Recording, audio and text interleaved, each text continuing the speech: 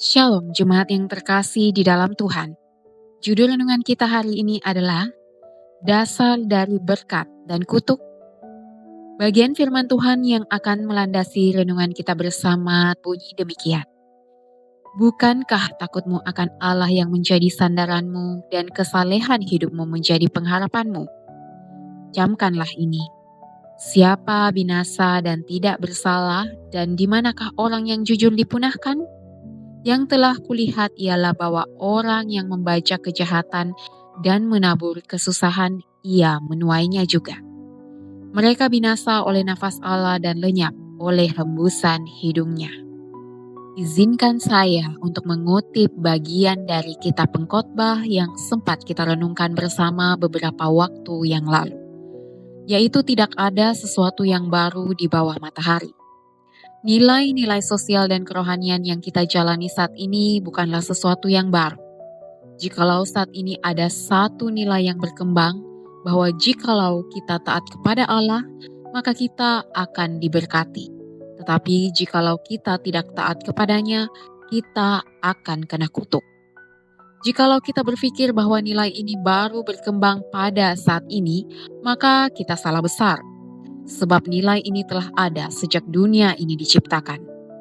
Jika manusia pertama taat, maka kita akan tetap tinggal di taman di Eden. Tetapi yang terjadi adalah sebaliknya. Mereka tidak taat dan akhirnya diusir dari taman tersebut. Jika orang-orang yang sezaman dengan Nuh taat kepada Allah, maka tidak akan ada air bah yang menghapus seluruh kehidupan di muka bumi. Tetapi yang terjadi adalah sebaliknya, maka air bah itu terjadi. Dan nilai ini dengan sangat jelas dipahami oleh salah seorang teman Ayub, yaitu Elifas. Ketika dia pergi untuk menghibur Ayub atas kemalangan yang dialaminya, Elifas dan teman-temannya yang lain datang dengan maksud yang baik, menyatakan simpati dan empati kepada Ayub, tetapi berujung kepada tuduhan-tuduhan yang memojokkan Ayub. Bacaan kita bersama hari ini merupakan salah satu tuduhan dari Elifas yang seolah-olah berkata, katanya hidup takut akan Tuhan. Katanya kamu saleh. Orang saleh pasti tidak akan mengalami hal-hal yang kamu alami. Mana mungkin orang benar binasa? Mana mungkin orang jujur mengalami kemalangan?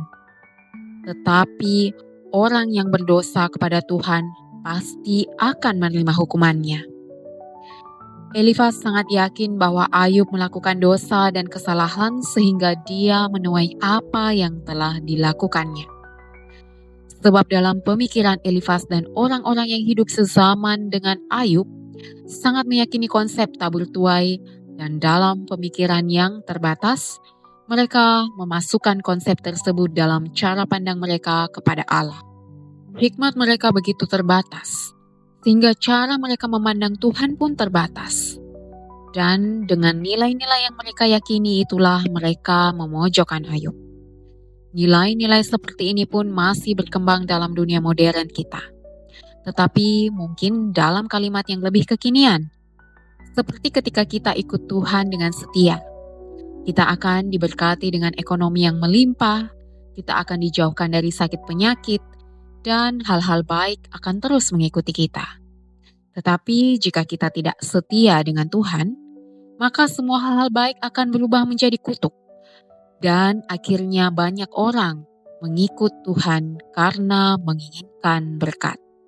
Banyak orang rela melayani Tuhan dengan iming-iming bahwa Tuhan tidak pernah berutang kepada umatnya karena menginginkan berkat. Nilai-nilai firman Tuhan yang murni telah dipangkas dan dipermak supaya kedengaran indah dan memberkati, padahal berujung pada maut.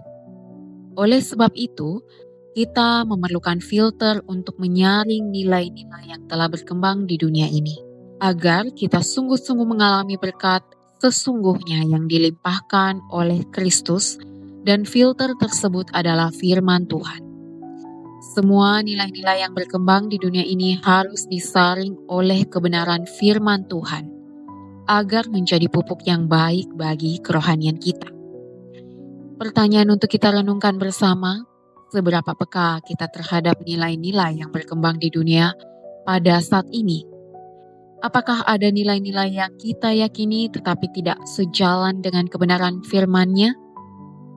Demikian renungan kita bersama pada hari ini. Kiranya kita boleh terus bertumbuh setiap hari di dalam Tuhan.